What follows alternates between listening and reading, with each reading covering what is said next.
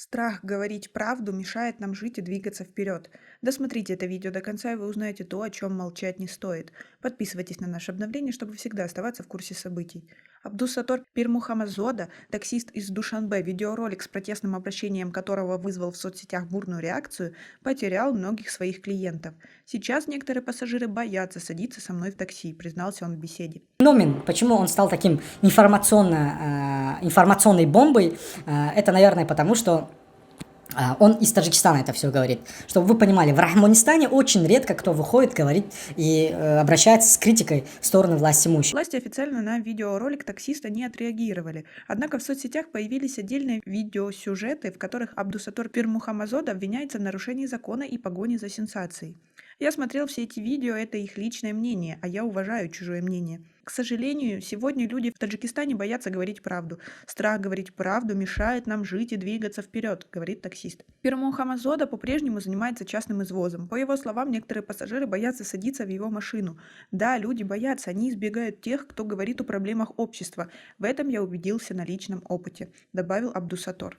А как вы считаете, лучше тихо молчать и довольствоваться тем, чем есть, или же пытаться изменить что-то к лучшему?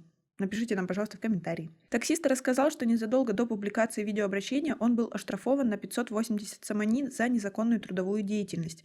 Некий сотрудник правоохранительных органов, не буду называть его имени, пригласил меня к себе и вернул водительское удостоверение. Как стало известно, он также оплатил за меня штраф. Я был приятно удивлен его поступком, сказал таксист. Абдусатор Пирмухамазода подтвердил, что после публикации видео его сначала вызвали на беседу, а позже к нему домой пришли представители властей, которые поинтересовались, есть ли у него какие-то нерешенные проблемы. После моего видео отношение сотрудников ГАИ к водителям не изменилось, но многие из них поняли, что извозом мы занимаемся не от хорошей жизни. Среди них, кстати, немало образованных и воспитанных людей. Некоторые гаишники признаются, что у них нет другого выхода, кроме как придраться к водителям и потребовать мзду. Другой вопрос, который волнует водителей, очень высокие штрафы за нарушение ПДД. Законодатели должны были установить эти штрафы с учетом доходов граждан, говорит Абдусатор Пирмухамазода. Та мизерная зарплата, которую они получают за свои услуги, но при этом те большие штрафы, которые им делают на ровном месте, не объясняя логику, не объясняя смысл этого штрафа, они просто выписывают чек, говорят, нам все равно. Как вы относитесь к тому, что люди просто вынуждены подчиняться системе властей? Ведь таджики очень добрый, трудолюбивый народ, но такая система власти делает из них коррупционеров и взяточников и не дает раскрыться хорошим людям. Как вы к этому относитесь? И как вы считаете, что нужно сделать, чтобы жизнь наша стала лучше? Напишите нам, пожалуйста, в комментарии. Таджикские власти официально не отреагировали на видео протест таксиста, напомним.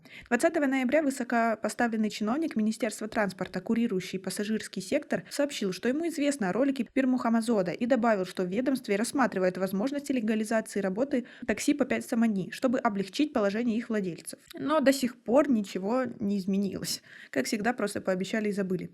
По официальным данным, до начала пандемии коронавируса каждый год на заработки в другие страны выезжали до полумиллиона таджикистанцев, хотя по неофициальной информации их могло бы быть в 2 раза больше.